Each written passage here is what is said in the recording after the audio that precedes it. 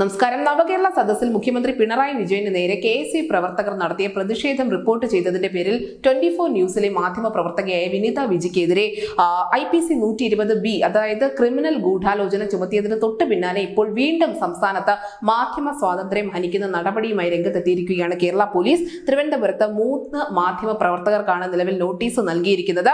സർക്കാർ വിരുദ്ധ വാർത്തകൾ ജനങ്ങളിലേക്ക് എത്തിക്കാതിരിക്കാനുള്ള പോലീസിന്റെ ശ്രമം വലിയ വിമർശനത്തിന് ഇടയാക്കിയിട്ടുമുണ്ട്. എന്തായാലും ഇപ്പോൾ ജനം ടിവിയുടെ റിപ്പോർട്ടറായ രശ്മി കാർത്തിക, ക്യാമറാമാൻ നിതിൻ രാജ്, ജന്മഭൂമിയുടെ ഫോട്ടോഗ്രാഫർ അനിൽ ഗോപി എന്നിവർക്കെതിരെ IPC 143, 147, 332, 353, 149, 447 വകുപ്പുകൾ പ്രകാരമാണ് തിരുവനന്തപുരത്തെ മ്യൂസിയം പോലീസ് കേസെടുത്തിരിക്കുന്നത്.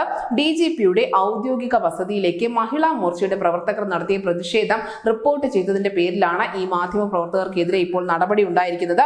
മാധ്യമ പ്രവർത്തകരോട് വെള്ളിയാഴ്ച 11 മണിക്ക് മുൻപ് തന്നെ മ്യൂസിയം പോലീസ് സ്റ്റേഷനിൽ ഹാജരാവണം എന്നുള്ള ആവശ്യം കൂടി ഉന്നയിച്ചിട്ടുണ്ട്. മാത്രമല്ല, ചോദ്യം ചെയ്യലിന് ഹാജരായില്ല എങ്കിൽ ശക്തമായ നടപടി ഇവർക്കെതിരെ ഉണ്ടാകുമെന്നുള്ള സൂചന കൂടിയുണ്ട്.